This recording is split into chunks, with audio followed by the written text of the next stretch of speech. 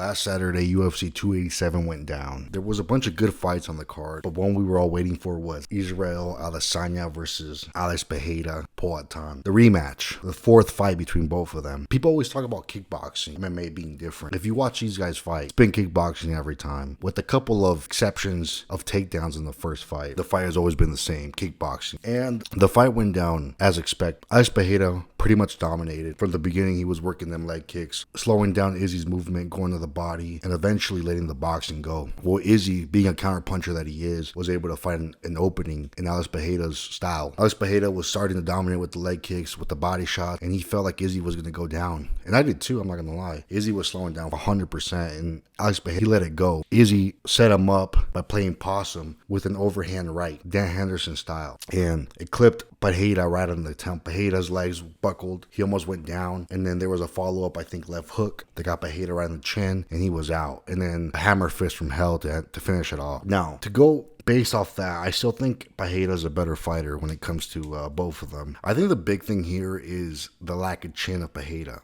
One thing people are not going to talk about is how easy Adesanya knocked him out. I know Adesanya hits hard. I mean, he put out Paulo Costa, who the hard-hitting Yoel Romero couldn't put out.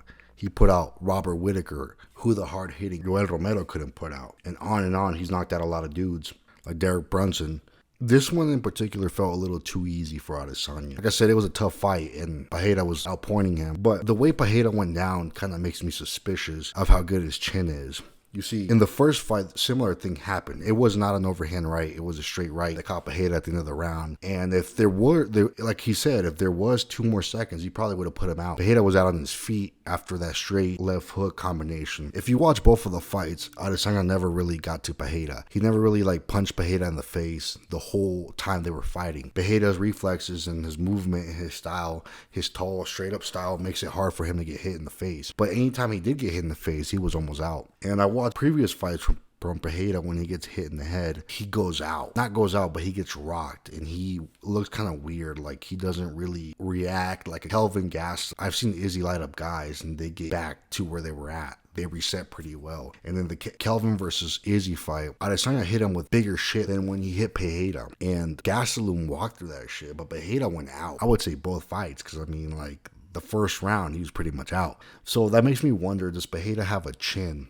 Right now, I don't think so. I think that's the reason why he got knocked out so easily. I think that's the reason why he lost on Saturday, because his chin is gone. And you see, his chin is gone not because of his body type or his head size or his neck. Nothing that you would think, or because he's been rocked so much. He's been through so many wars. I think it's because of the weight cut. You see, when I saw them fight, Pereira looked twice as big as Izzy. His legs were bigger. His head was bigger. His arms were bigger. He looked full. He looked like a full-blown heavyweight. The power and the size was making a difference at the beginning. But one thing that hurts fighters when they cut too much weight, from what I've heard, Pereira comes in at 220. He fights at 220. He weighs in at 185, but he fights at 220. And that's a big-ass weight cut, because that's Pereira in shape. No fat. Well, I mean, 6%, 7% fat. But that's him in shape coming into fight. Out of camp, when he's not training, he probably weighs in at 230, 240 easily. So if he's that big and he's cutting down to 185, it's no shit that he's getting rocked so easily when he's fighting Adesanya. You see, when you're losing that much weight, not only do you lose water weight when you're cutting down, you're also losing spinal brain fluid, and sometimes that shit doesn't ever come back when you rehydrate. We've seen this happen to so many fighters. Like, think about Dustin Poirier. Dustin Poirier back in the day, a gust of wind would rock his ass. Like, he just couldn't take it for whatever reason. I mean, if we go back on his record, he got knocked out viciously by Michael Johnson. He got knocked out viciously by McGregor.